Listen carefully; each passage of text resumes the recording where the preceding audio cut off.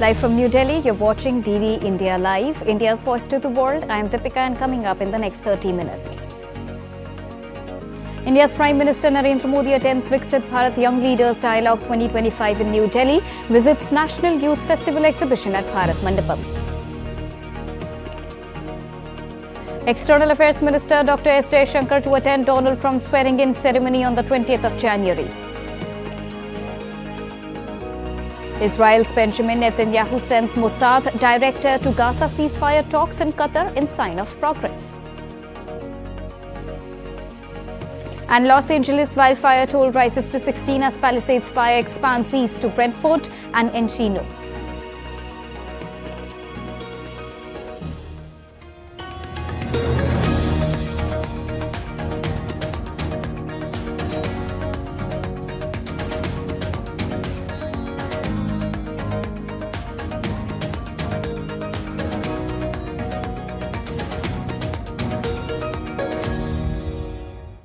A very good afternoon to all our viewers who are joining us at this broadcast on DD India Live at this afternoon.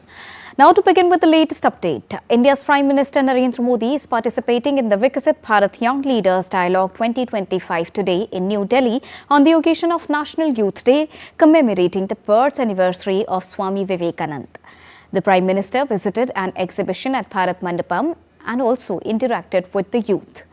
In a unique setting, Prime Minister Narendra Modi will now join the young leaders for lunch, giving them an opportunity to directly share their ideas, experiences and aspirations with the Prime Minister. The Viksit Bharat Young Leaders Dialogue is in line with Prime Minister Narendra Modi's Independence Day call to involve 100,000 youth in politics without political affiliations, offering them a national platform to turn their ideas for a Viksit Bharat into reality. During the event, young leaders will present innovative ideas and solutions to address some of India's most pressing challenges.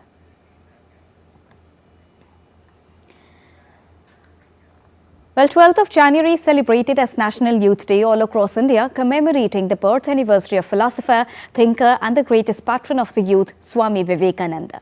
Our next report tells you the importance of National Youth Day and how India celebrates it every year all across the country. Take a look. January the 12th is observed as National Youth Day across India every year. The day honours Swami Vivekananda, a spiritual leader and youth icon who's revered greatly for his contributions, ideas and philosophies globally. Swami Vivekananda, the great philosopher, thinker and the greatest patron of the youth in India, was born on the 12th of January in 1863 on the posh Krishna Saptami Tithi in Kolkata. Every year since 1984, the Government of India is now observing the 12th of January as the birth anniversary of Swami Vivekananda and the National Youth Day, along with the week commencing from that day as the National Youth Week. In 2025, National Youth Day will take on even greater importance, offering an opportunity to empower young individuals to take action, embrace leadership and bring about meaningful change in their communities. Now, this year's celebrations promise to focus on inspiring the next generation to continue striving towards a brighter and more inclusive future. It acknowledges the potential of youth and their contribution to the country's future. By remembering Swami Vivekananda's teachings, it encourages the young individuals to strive for excellence, as Swami Vivekananda's life exemplified the power of self-discipline and the pursuit of excellence. His quotes inspire youth to aspire for greatness. Develop leadership skills, as Swami Vivekananda emphasized leadership by example, urging youth to cultivate strong character and moral integrity. Focus on national progress, as he envisioned a progressive India driven by the energy and vision of its youth. Today, National Youth Day encourages youth to take active roles in nation building. With a vision of empowering the youth, the Government of India is extensively organizing youth-centric events so that the teachings of Swami Vivekananda can be transcended beyond the boundaries. Deepika's report for DD India. Now, External Affairs Minister Dr. S. Jaishankar will represent India at the swearing-in ceremony of President-elect Donald Trump as the 47th President of the United States on 20th of January. The Ministry of External Affairs said on Sunday that External Affairs Minister Dr. S. Jaishankar will also have meetings with representatives of the incoming Trump administration during his visit to the United States. The minister will be attending the ceremony on the invitation of Trump-Vance inaugural committee. Moving on, Israeli Prime Minister Benjamin Netanyahu is sending a high-level delegation, including the chiefs of Mossad and Shin Bet security agencies, to Qatar for talks on a deal to secure the release of hostages held in Gaza. The announcement comes after the U.S. President-elect Donald Trump's Middle East envoy, Steve Witkoff, travelled to Israel to meet Netanyahu as part of diplomatic efforts to secure ceasefire in Gaza.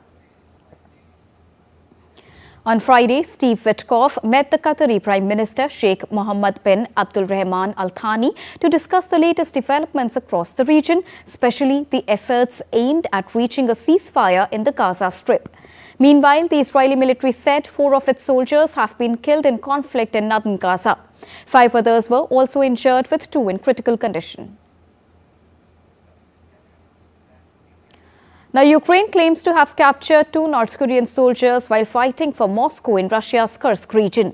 It said the North Koreans had been transferred to Kyiv for questioning with the help of South Korea's NIS intelligence agency.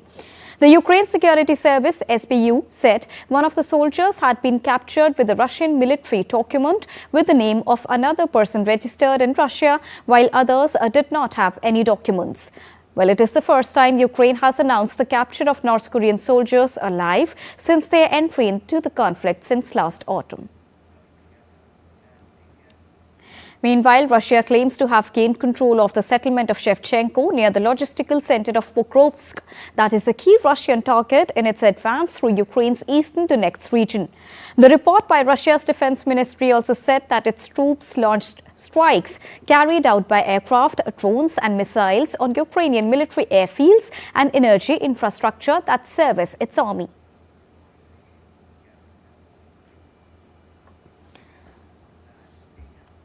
Syrian de facto leader Ahmed al-Shara met Najib Mikati in Damascus in a bid to fix strained ties, with the latter becoming the first Lebanese premier to visit the Syrian capital in 13 years.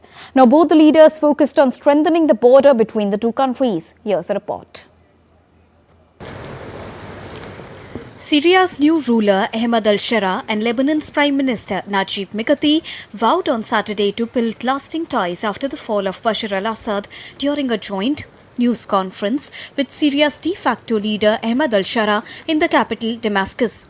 The trip was the first by a head of government of Lebanon to Syria in 13 years after Islamist-led rebels seized Damascus last month, bringing an end to the rule of Bashar al-Assad. Previous Lebanese governments refrained from visits to Syria amid tensions at home over the militant group Hezbollah's support for Assad during the conflict. Post the meeting, al-Shara said they had discussed issues including smuggling between the 2 countries, border challenges and Syrian deposits in Lebanese banks. We give a chance to ourselves and the Lebanese people to build a positive relationship in the coming phase based on mutual respect between both the countries and the sovereignty of Lebanon and Syria. Syria will be neutral towards all the Lebanese people and will try to solve all problems through dialogue. Mikati said Beirut and Damascus will work together to secure their land borders as well as to delineate both land and sea borders.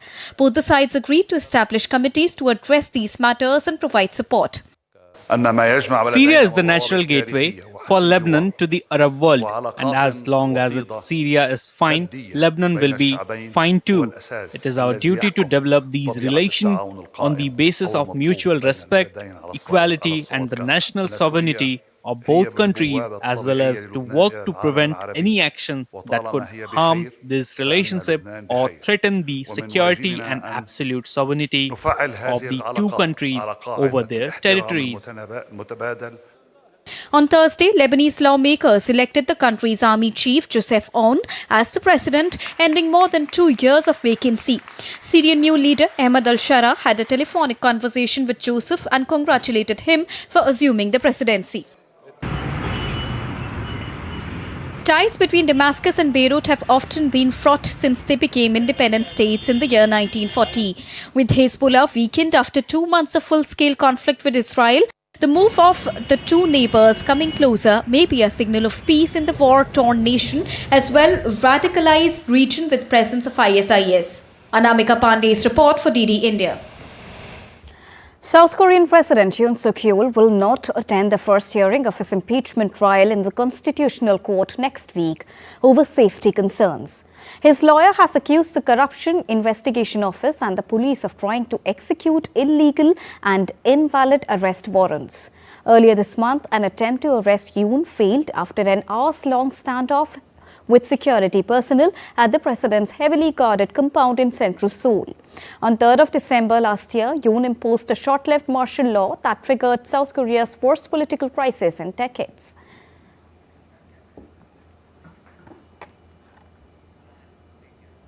The campaign for early elections in Germany slowly and steadily gaining ground, where people are going to vote on the 23rd of February. The election that is taking place after its president announced the dissolution of the lower house of the parliament when Chancellor Olaf Scholz lost a confidence vote in December. Whether this time there will be a political shift or will it remain the same is a million-dollar question in significantly polarizing politics between far right and the liberals. Let us watch Aarti Rana's report on the current political landscape of Germany. Social Democratic Party, SPD, is the leading coalition which is led by Chancellor Olaf Scholz. The SPD has faced challenges in maintaining unity within the coalition. Despite strong international positions on issues like the EU and climate change, domestic challenges related to economic issues, migration and public opinion have sometimes hurt the party's popularity. Though majority of the 600 delegates confirmed Chancellor Olaf Scholz as the party's top candidate again on Saturday, the 66-year-old Scholz governing coalition of the SPD and neoliberal Free Democrats, FDP, failed dramatically at the end of 2024. The Chancellor emphasized that the upcoming election was fundamental for the direction of future Germany.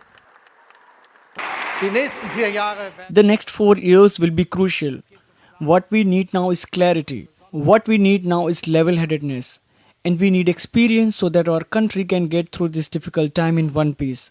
In other words, this is not time for a big talks. This is not the time for old age recipes.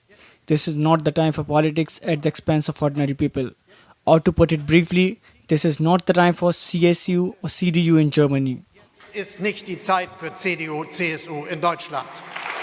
The Christian Democratic Union, CDU, and its Bavarian sister party, Christian Social Unit, CSU, are the main opposition parties. After losing the 2021 election to the SPD, they are still rebuilding their position. CDU party leader Friedrich Merz criticized Chancellor Olaf Scholz at a party convention in Hamburg on Saturday for his strategy for dealing with future US President Donald Trump.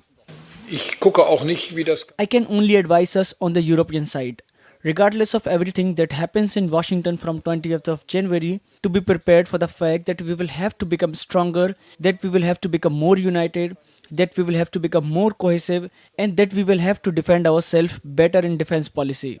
Regardless of whether the figure being discussed is 2%, 3%, 5% or 10%, we must be able to defend ourselves. The Greens and FDP are partners in the current ruling coalition. A strong showing from the CDU, Greens or FDP could lead to new coalition formations, possibly challenging the SPD's leadership in the coming years. There is also a growing trend of populism and conservatism across Europe. That's why many see the AfD continues to gain traction, particularly among voters dissatisfied with mainstream parties, especially in Eastern Germany. AfD nominated co-leader Alice Weidel as their chancellor candidate on Saturday. In Wiedel's speech after her official nomination at the party congress, she vowed to close borders, end the energy transition and abandon EU climate policy, called for longer operating times for coal-fired power plants and the reopening of Nord Stream.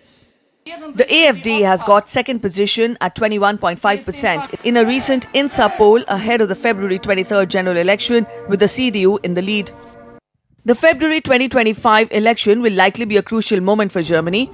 Germany's role in Ukraine conflict, NATO and global trade could also be influenced by the results of the election, as the political leadership might change its approach to these important international issues. It will be interesting to see whether German voters go with liberal politics or get attracted to conservatism. Aarti Rana's report for DD India. And now it's time to take a look at what else is making news around the world. France handed over its second army base in Chad on Saturday. It is a part of an agreement with the country's authorities to withdraw its military forces by the end of January. Around 100 troops left the base camp after departing the equipment convoys. The French army had around 1,000 personnel in Chad.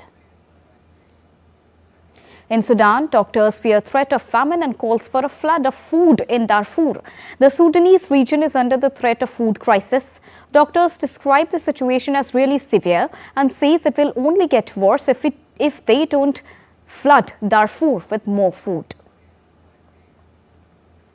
In Tunisia, a group of young students are on a mission to recover sea turtles. On a barge some hundreds of meters off the Kerkena Islands, these students shuffle and dive into the water. The barge is the first floating rehabilitation center for the species in the Mediterranean, according to its organizers. We are heading for a short and quick break, but still to come on DD India Live. Up next, we'll get you the latest updates on the grand preparations for Mahakumbh 2025. In sports, Zheng and Andreeva enter second round of the ongoing Australian Open.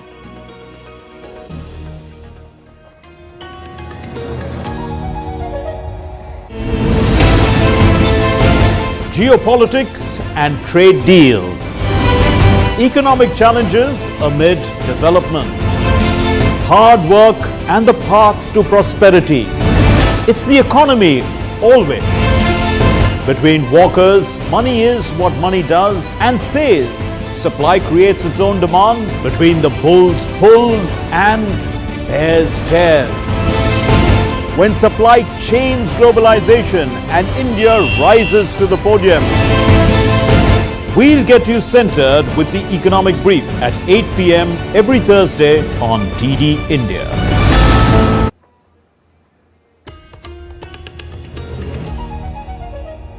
Welcome back after that short break. You're watching DD India Live. Well, the Palisades fire is burning dramatically over parts of Los Angeles, California. A new evacuation alert has been cautioned in LA, and despite various attempts to control the fire, experts caution that weather conditions, including wind gusts, could make the matter even worse. Here's a report. At least 16 dead and 13 missing, and numerous infrastructures engulfed into fire. The devastating visuals coming out from Palisades wildfire in Los Angeles is horrifying. Expanded into an additional 1,000 acres, spreading into the Mandeville Canyon neighborhood, the fire continues to pose new threat as authorities command evacuation. Smoke was seen rising from a stretch of the 72-mile-long freeway on January 11th. Weather conditions are expected to worsen over the next 72 hours, further stoking the blaze. Evacuation orders throughout Los Angeles area now cover 153,000 residents, putting 57,000 structures at risk. Starting on January 7th, the ongoing series of catastrophic wildfires has expanded to 6 simultaneous blaze ripping across Los Angeles County neighborhoods. Elevated critical fire weather conditions are predicted to begin this evening and continue through Wednesday. Moderate to locally strong Santa Ana winds will affect Los Angeles County today and tomorrow, and again Monday through Wednesday. The Los Angeles County Fire Department will be prepared. These winds, combined with low humidities and low fuel moistures, will keep the fire threat in Los Angeles County high. To gauge control over the situation, air tankers dropped flame retardant and helicopters doused smoky ridgelines with water. However, climate scientists from University of California, Los Angeles suggest that the situation is not over yet. The weather conditions upcoming look pretty bad, to be quite honest, from a fire weather perspective. In fact, actually worse even than I mentioned yesterday. Total economic losses forecast as high as $150 billion, including those of preliminary damage and economic loss. A humanitarian team from Mexico has been deployed to fight the fires burning in Southern California. Palisades fire has spread into the Mandeville Canyon neighborhood. It also threatened to jump into Brentwood, where celebrities live and play. The National Weather Service warned of worsening Santa Ana winds that it predicted would pick up on Saturday night into Sunday. Biden's major disaster declaration unlocked federal assistance as U.S. grapples with the world cluster of fires in Los Angeles history. Ragini Sudhir Chore for DD India. Residents of the French overseas territory of Mayotte are bracing for another storm just weeks after the Indian Ocean archipelago was devastated by a deadly cyclone. The storm is expected to bring high winds and heavy rainfall, promoting the authorities to place a red weather alert from 1900 GMT on Saturday. The storm is expected to reach the northeastern coast of Madagascar before moving off the coast of southern Mayotte on Sunday. The French weather service Meteo France said that it could be reclassified as a cyclone by Monday morning. Residents were advised to seek shelter and stock up on food and water. In India, the national capital experienced dense fog on Sunday as icy winds intensified the cold wave condition. The chill reduced the visibility, disrupted transport and drove many homeless people to night shelters. According to the Indian Meteorological Department, minimum temperature is expected to drop to 10 degrees Celsius on Sunday. The IMD has warned of light rain in Delhi with thunderstorms and hail expected later in the day. The rains are likely to be accompanied by chilly winds intensifying the ongoing cold wave. And now let's get you the latest from the ongoing Mahakumbh.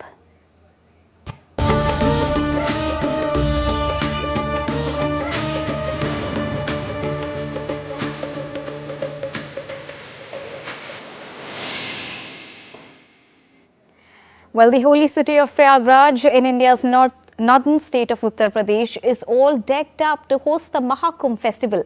And interestingly, India's Unified Payments Interface, or the UPI, is playing a key role in streamlining transactions at the Mega Mahakumbh festival, enhancing both convenience and security for millions of devotees when it comes to seamless transactions.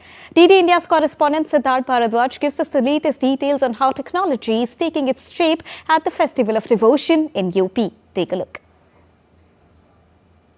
I'm at Mahakumbh 2025, the largest religious gathering on earth, where around 450 to 500 million people are expected to participate. This is a place where tradition meets technology. For example, UPI. The way UPI has transformed the lives of people is truly incredible. And here at Mahakumbh 2025, it is creating waves.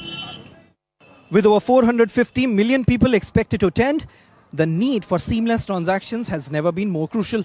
UPI is enabling devotees to make payments swiftly and securely with just a tap of their phones. With its ease of use, UPI is providing a faster and safer way to transact, reducing the need for physical cash and helping maintain smoother crowd flow at this massive event. Whether it's buying food, offerings, or souvenirs, the UPI allows pilgrims to make quick and cashless payments. Just a tap on the phone and you're done. जब से UPI start हुआ है तो तब से customer और vendors के बीच में जो रिलेशन है बहुत अच्छा हो चुका है. कोई किसी प्रकार की धोखाधड़ी नहीं होती है. यूपीआई के थ्रू हम लोग अपना पेमेंट कर लेते हैं. हमको ज़्यादा सुविधाजनक भी महसूस हो रहा है, इससे सेफ भी महसूस हो रहा है. कैश लेकर नहीं चलना पड़ रहा है. It is also simplifying payments for vendors, making it easier for them to handle the volume of transactions while keeping their operations smooth and transparent. See, it is this simple. In this sea of millions, UPI ensures that technology becomes a bridge, making the Mahakumbh 2025 experience not just spiritual, but also seamlessly connected with the digital age. With camera person Rakesh Kumar, this is Siddharth Bharadwaj reporting for DD India in Prayagraj. India's Prime Minister Narendra Modi will inaugurate the Sonmarg Tunnel project in Jammu and Kashmir on Monday. The Sonmarg Tunnel project, around 12 kilometers long, has been constructed at a cost of over 2,700 crore rupees. It comprises of the Sonmarg main tunnel, an egress tunnel and approach roads. This tunnel will provide all-weather connectivity between Srinagar and Sonmarg en route to Leh. Sharing a social media post of Jammu and Kashmir, Chief Minister Omar Abdullah praised the tunnel, on which the Prime Minister said he was eagerly awaiting for his visit to Sonmarg for the inauguration of the tunnel. Residents of the Gandarbal district have expressed immense gratitude for the project, emphasizing that the tunnel will significantly boost the region's development. सबसे पहले prime minister of India mister Narendra Modi ji का शुक्रिया पूरी गांधरबल की तरफ से, जो आने वाले 2 दिनों में ज़ाडमोह टनल का इनाग्रेशन होने जा रहा है उनके हाथों। अच्छा इनिशिएटिव है गवर्नमेंट ऑफ इंडिया की तरफ से, या हम बीजेपी की बात करें क्योंकि बीजेपी इस वक्त हुकूमत कर रही है पिछले 10 सालों से, तो उनका एक बहुत ही अच्छा इनिशिएटिव है, जितनी भी तारीफें की जाए बहुत कम है। ये अच्छा प्रोजेक्ट है, तो हम चाहते हैं गांधरबल के लोग कि जो भी इसमें चाहे मज़दूर हो चाहे दूसरों को कुछ रोज़गार देना हो, यहाँ के लोगों को आपकी वसादत से हम गुजारिश करना चाहते हैं ऑनरेबल प्राइम मिनिस्टर साहब से, ऑनरेबल चीफ मिनिस्टर साहब से, एलजी साहब से, कि ये यहाँ के गांधरबल के जो गांधरबल डिस्ट्रिक्ट है यहाँ के लोगों को उसमें ज़्यादा से ज़्यादा रोज़गार दे दे, ताकि गांधरबल के लोगों को भी आज मौका मिले कि हम कहाँ पर है और टूरिज़्म को बूस्ट करने के लिए कौन कौन से इक़दाम उठाने की मज़ीद ज़रूरत है। Moving on to sports now, to begin with tennis, Olympic champion Cheng Chin-wen overcame a sluggish start to advance to the second round of the Australian Open. Fifth seed Cheng secured a hard-fought 7-6, 6-1 victory on centre court in the opening Grand Slam. Meanwhile, 17-year-old Russian Mira Andreeva also advanced to the second round with a commanding 6-3, 6-3 victory over Czech Marie Puskova. The Australian Open faced weather disruptions as storms struck Melbourne Park ahead of Arena Sabalanka's bid for a historic third consecutive crown. In Thailand, mythical dragon and sacred cat deity turned Thai rice fields into breathtaking living canvases.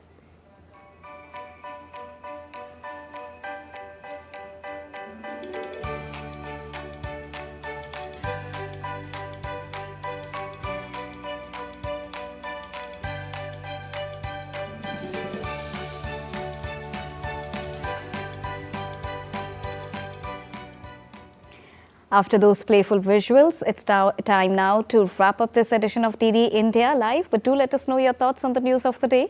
For those on the go, you can get all the latest news and updates from India and across the world on the DD India mobile app. The app is available on both Android and iOS platforms. Scan the QR code on the screen to download it right now. We'll be back with more news as it breaks here on DD India. I'm Deepika, and from all of us here in New Delhi, thank you so much for watching DD India Live. Namaskar.